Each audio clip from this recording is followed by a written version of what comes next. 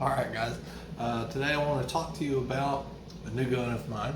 This is a weird gun, but I kind of like weird guns every now and then. This is a Ruger Super Redhawk, and this is in 10mm. And I've got a Bushnell trophy handgun scope on it. This is the version that is, I think, 6 inches. 10mm is what makes this thing weird, because 10mm is a automatic cartridge, and you can see from the barrel, these guns, this is unloaded by the way, you ought to be able to see that anyway from the cylinder for the most part. There you go. You can tell from the caliber of the hole going down the barrel there. This gun was made to shoot things that were much bigger. Most of the time this hole is meant for 44 mags, but you can get 454 Casuls in here and also 480s. So there's a lot of room in this barrel, and this 10mm does not take up much of it. So this is really a gun that's overbuilt for the cartridge. This is way overbuilt for 10mm.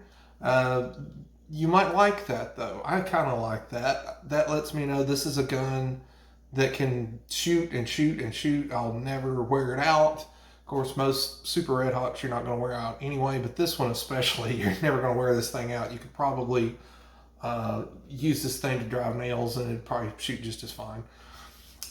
So why did I get this? I don't know. Kind of wanted something different. Here's what I wanted, or here's what I think really did it. This is something that should be easy to shoot. You can get a deer with it. 10mm, from what I understand, is powerful enough to take a deer cleanly. So this will do it. But the main thing is it's got these built-in scope rings for a good optic with some zoom, you know, so you can magnify, you can really drill down in there. But I put the LS grips on here. These are really nice. These match my SP101. So I've got 2 Ruger revolvers now, one in 357 and one in 10mm. Which brings me to the 10mm. The 10mm, I haven't used it very much. I'm going to be honest with you. Matter of fact, I've used it none. The first shots with a 10mm that I ever made were with this gun right here, and that was just to sight this thing in and, you know, shoot it a few times just to get a feel for it. The 10mm, I will say, out of this gun, the 10mm feels great. You're not going to have a problem flinching at all with this gun. And as a matter of fact, I put a Wilson Combat spring kit in here, and I actually made the hammer weight too light, and I was getting light strikes, and so it was actually really showing me whether I'm flinching or not, because I was getting about 2 light strikes out of every cylinder. Which, by the way, this is a 6-shot. So there you go. So I was getting about 2 light strikes out of every cylinder, but I wasn't flinching. I wasn't flinching at all, because this, compared to like my 500 mags and stuff like that, it's nothing. Even compared to like a 44, this is nothing. This is like a quarter of the recoil of a 44 mag. A 44 mag actually is what most people consider to be the most gun most shooters can handle, you know, reliably and still make a pretty good shot. This is way less even than that, and it's because this is so overbuilt for the cartridge. But again, let's talk about the 10mm for a second, because I actually I have a love-hate relationship with the 10mm, even though I don't use it hardly any, but I want to. I like it because of all the things that I just said. It's got enough power to kill a deer, but it's not so crazy that you're ever going to have to worry about flinch or anything like this. Is something that I could give to my dad, who doesn't shoot handguns much, and he could probably hunt with it. I could give this to my nephew, who's about 14, and he would be able to shoot it really well. I could give it to my wife, and she'd shoot it very well. Anybody could hunt with this gun. It makes it so that anybody can just pick this thing up and go hunt with it. What I don't like about the 10mm, it really doesn't have anything to do with the 10mm. It has everything to do with the separation of you got your automatic guys and your tactical guys, and then you got your revolver guys, maybe a little older, maybe they just care about hunting. They're more like me, because I mainly just care about hunting. But you got your automatic guys and your revolver guys.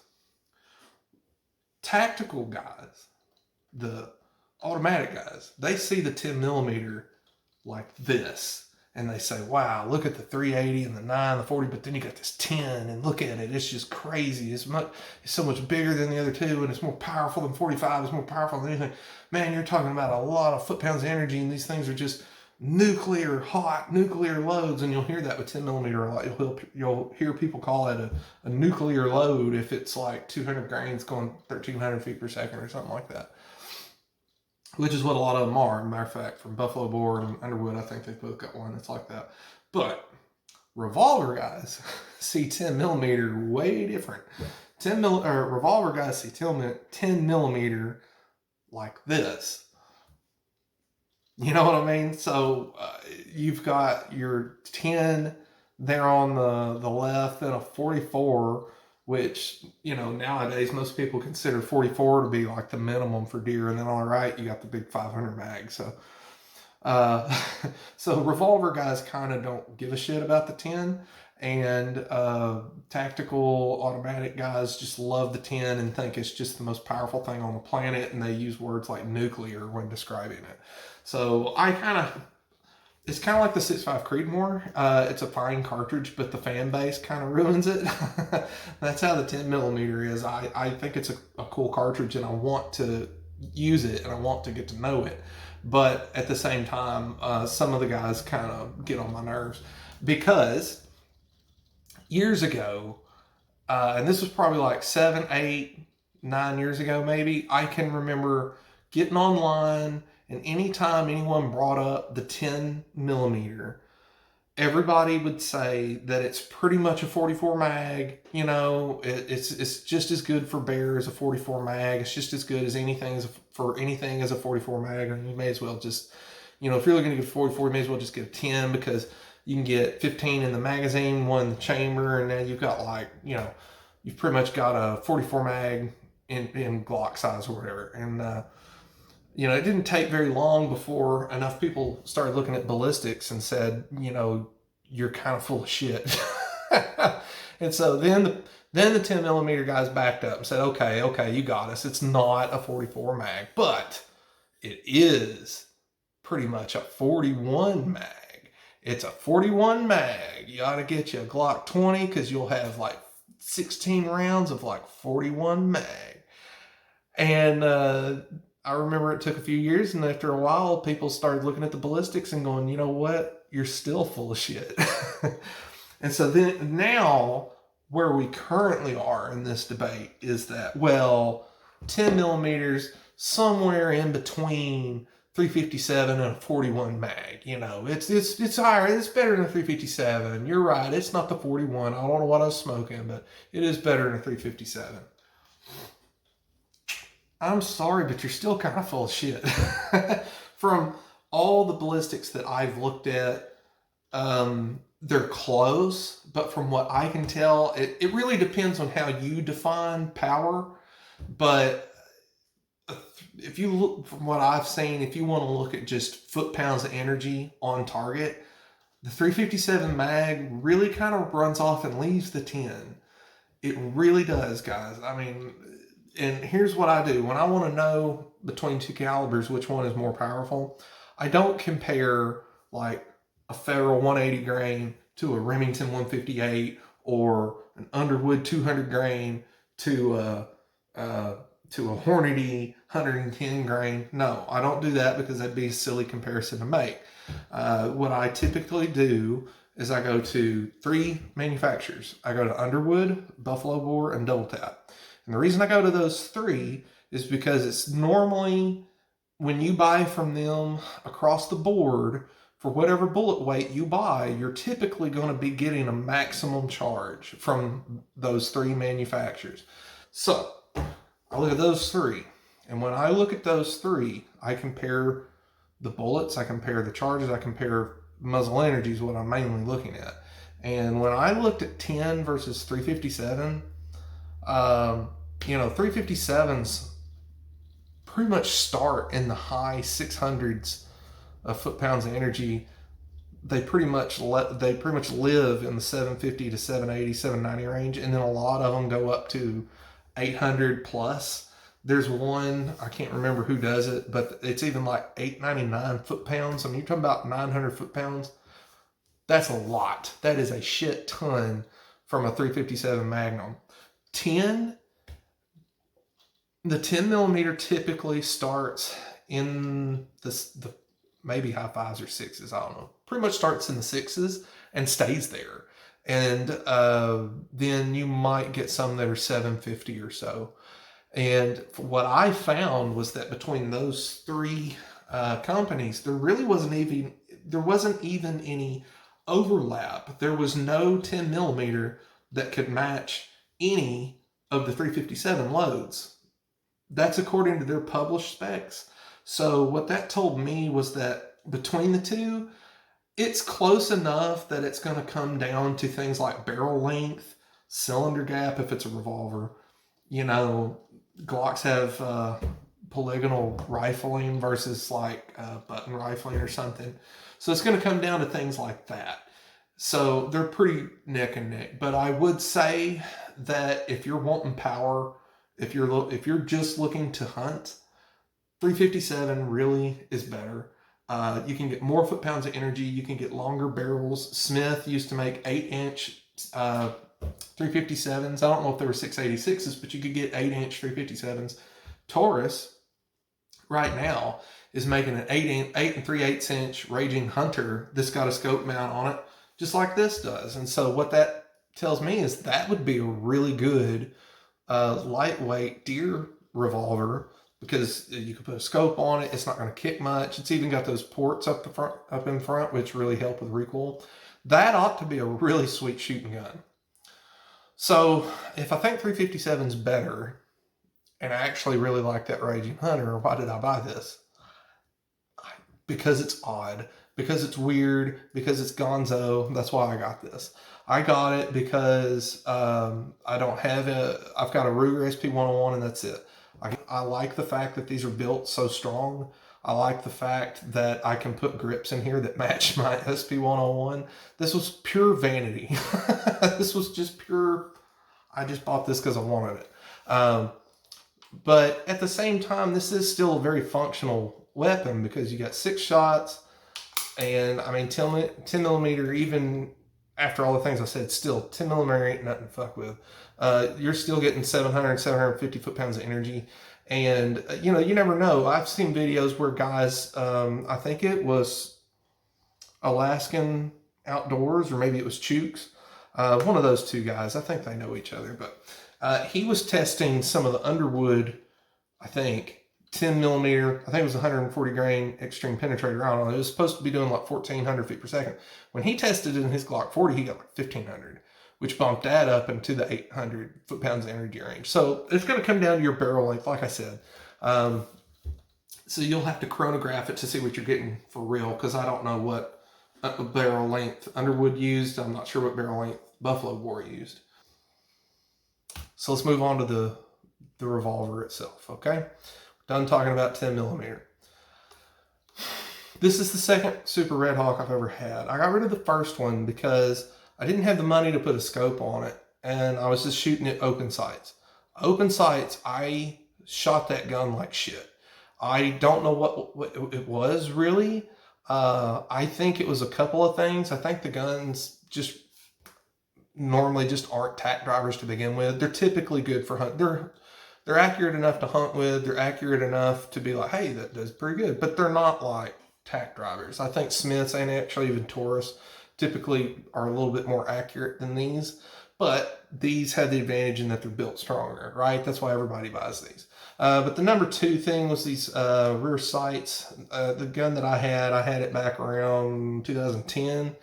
I don't know. Back then, I think they've fixed it now, but actually, I know they have, because there's some things on here that are different than what that one used to be. But that rear sight used to move around a lot. And I think it just walked sometimes. And I think that's one of the reasons why sometimes I would get patterns that were like this big around. This one has the back then the roll. It wasn't even a roll pin. It was just a pin.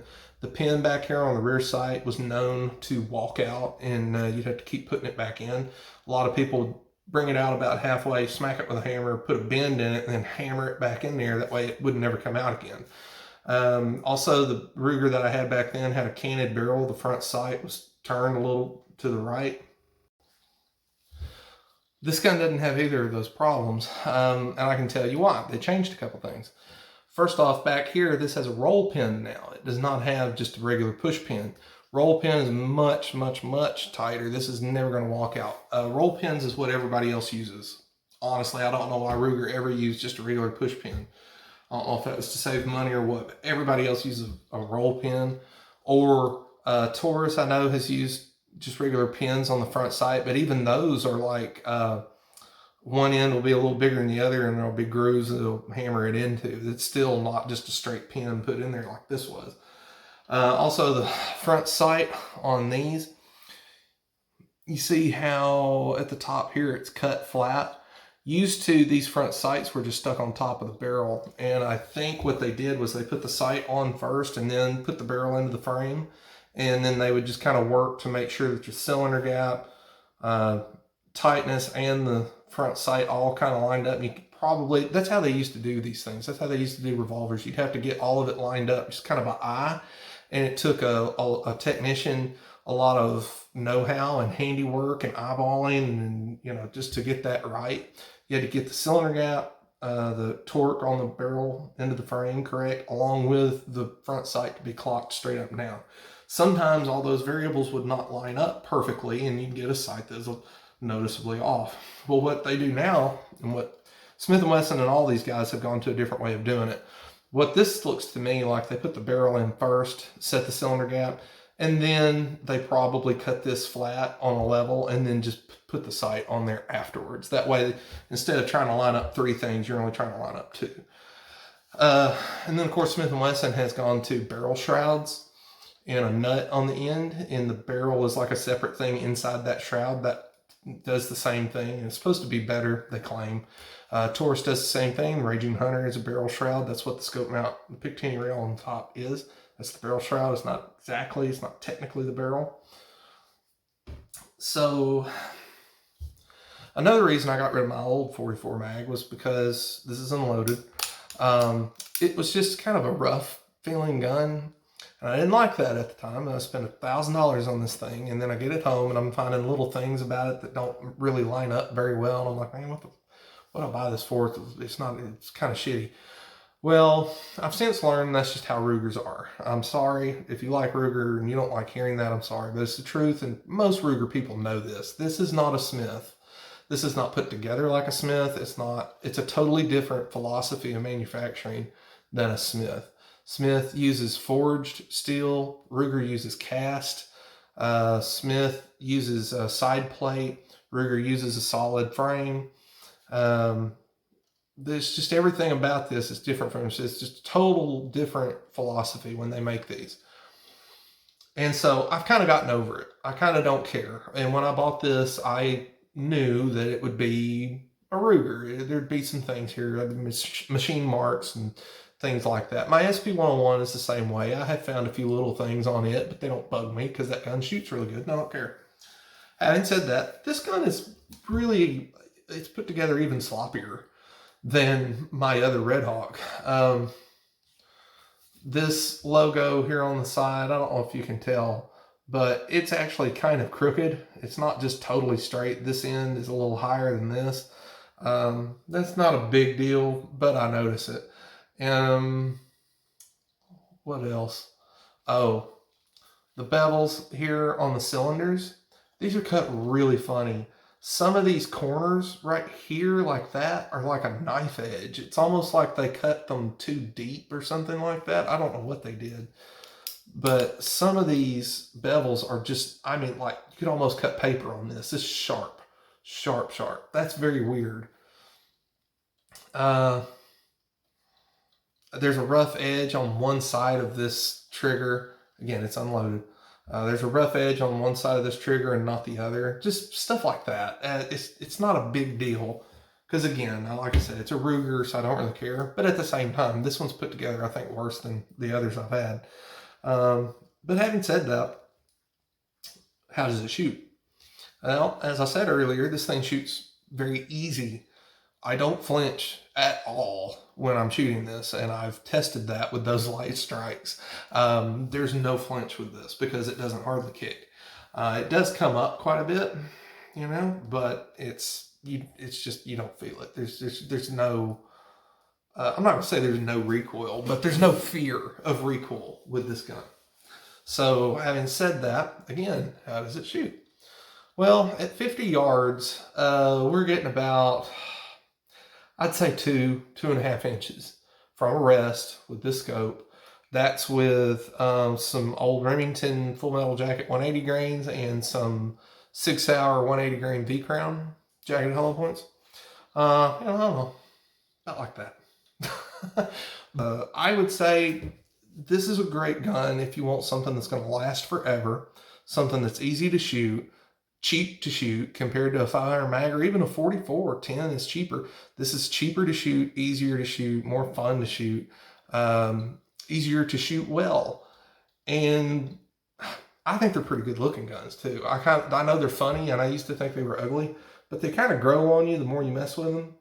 And I think it's a cool gun, despite some of the negatives I've said about it. I still really think it's cool. This is what I'm hunting with this year. Just an aside, I saw an article one time where they took one of these things, and I think it was 44 mag, I can't remember, but they intentionally fired a squib load in it, and then they fired a shot behind it, and it didn't blow up. And they fired another shot, and it didn't blow up. They fired 5 shots behind that squib load stuck in the barrel, I think a 44 mag, did not blow it up.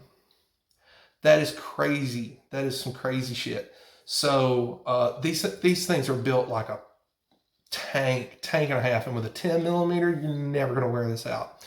One thing you can do is you can take this out and take it somewhere and have them ream these chambers to where you can shoot what's called a 10 millimeter Magnum, which is 10 millimeter, just a hair longer. Then you really are getting up into 41 mag territory. But 10 millimeter is not 41 mag. No, you're crazy. And people were crazy forever suggesting that it was a 44 mag either.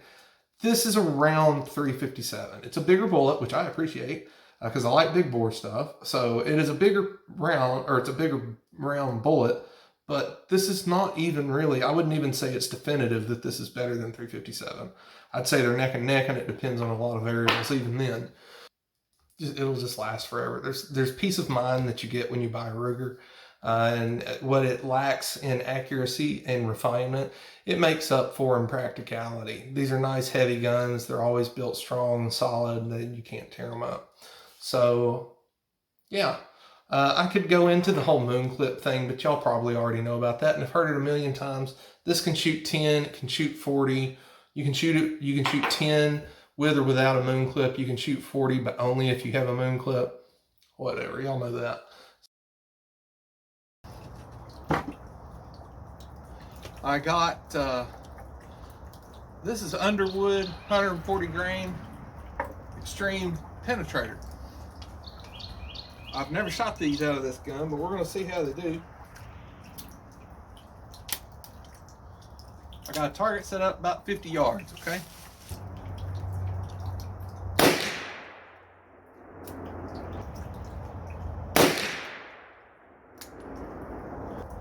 These loads are hot.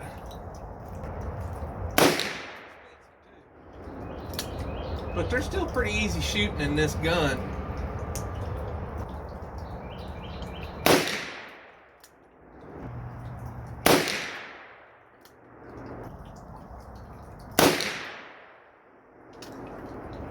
So that is actually still fairly brisk recoil, even in this big gun, but that's one of the most powerful 10 millimeter loads I can find.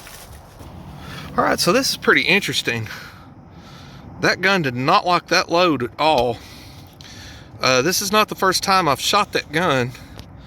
I've shot just some regular range ammo in it, and I've shot some of that 6 Hour 180 grain V Crown, and all of them, or all those loads, typically had a group about the size of that black right there.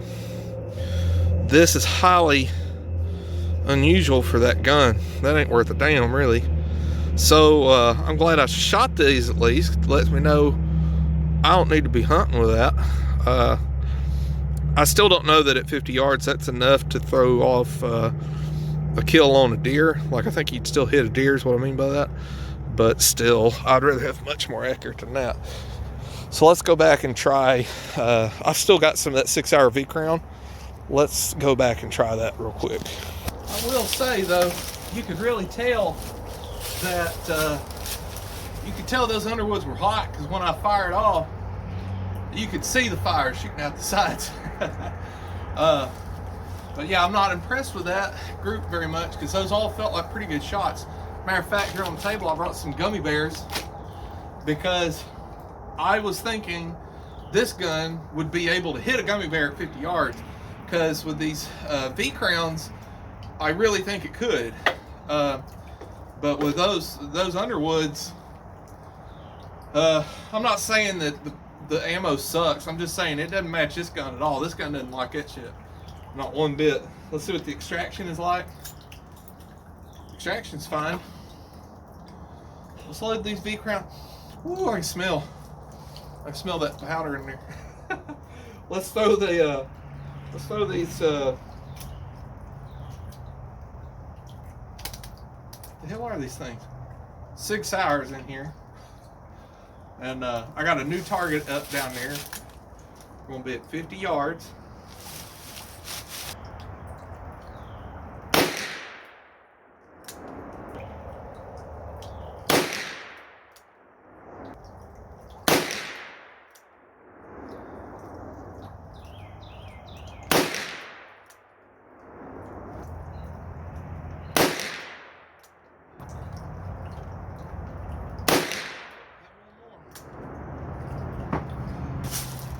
Those still felt, those V-Crowns, they're not those Underwoods, but they're still, that's still a pretty powerful load. All right, so this is much more of what I was expecting to see. It really likes these V-Crowns. Like I said, it's all in the black. We got 3 of them in here, 2 of them in the red, and really that one's touching, I think. Anyway, that's a much better, that's what I'm gonna hunt with right there, because that 6 hour, like I said, it's still a pretty hot load, but it's not full on nuclear, what they call nuclear 10 millimeter, but it's still pretty hot. It's not like 40 Smith & Wesson plus P or anything. It's a full 10 millimeter load. It's a good cartridge, and the V-Crown's a good bullet from what I understand. I want you to look at this foam that we shot the other day. Foam can. Look at that. That's funny. All right. I think it's funny how a handgun, revolver, can like one ammo really well, and then it just hates another. I'm probably going to shoot up the rest of that Underwood. I'm not going to use it anymore. I'll probably try other Underwood loads, but it for sure did not like that Defender load. These V-Crowns, Lord, I almost feel like I could shoot that at 100 yards and probably do some good with it. I've got some Blazer brass, 10 millimeter, 180 grain. Let's just try that and see how it likes that. Just to show you something, here's the moon clip. I'm gonna set it over here. I'm gonna load these up just freehand with no moon clip, because you can do that in this gun. It won't eject, but you can do it.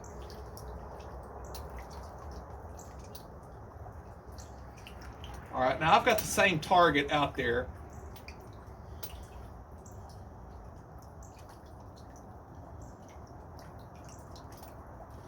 And I'm having an issue with my gun.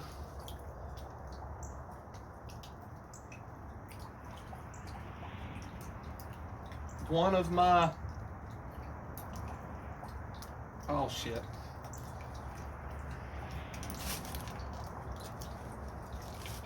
All right, hold on a minute. 3, 5, Okay, so one of these things is now stuck in here.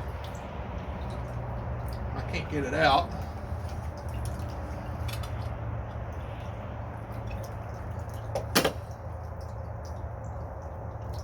There it goes. It's out of there now. This is a prime example of why I kind of think it's odd to have a 10mm revolver. If that was a 357, I could have just popped it out of there. Leave it to me to show a screw up, just as soon as I tried to show you how this can shoot without a moon clip. Because a moon clip would have done it, would have helped it come out too. But yeah, I don't know what's going on there. I think maybe there's a ring in that cylinder. Maybe this is a used gun. Maybe someone shot 40 out of it.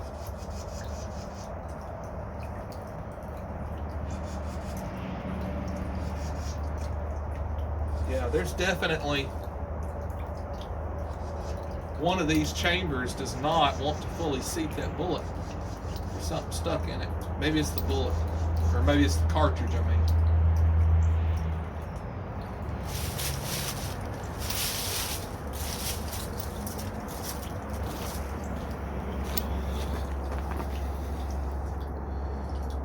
Let's see, which one is it? It's that one. See how it's sticking up higher than the others? That's why it won't close.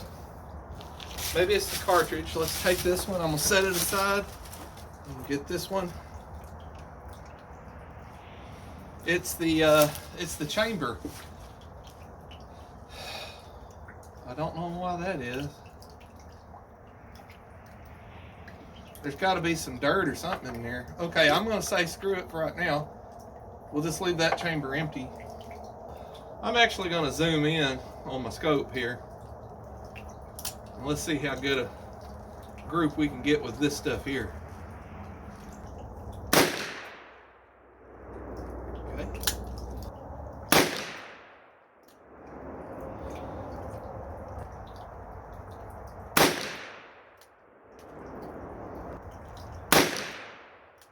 One thing zooming in does, I'm seeing myself shake real bad.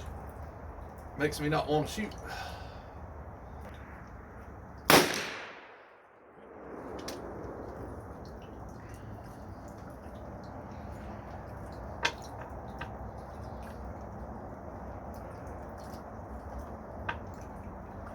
So you don't have to use a moon clip. You can just put the shells in there and they'll come out.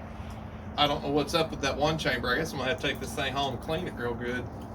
But you know, I've only shot a handful of moon clips through. I've only shot a few cylinders through this thing even. Let's see how we get. There's where we are. Way off to the right, down low, and spread all over. Again, I think that's just crazy that you can go from that to that. But it really likes that SIG. That right there is, you know, that long and that wide. About down to my second knuckle. I'd say about 2 inches. To maybe 2 1/4, I don't know. Oh, shoot.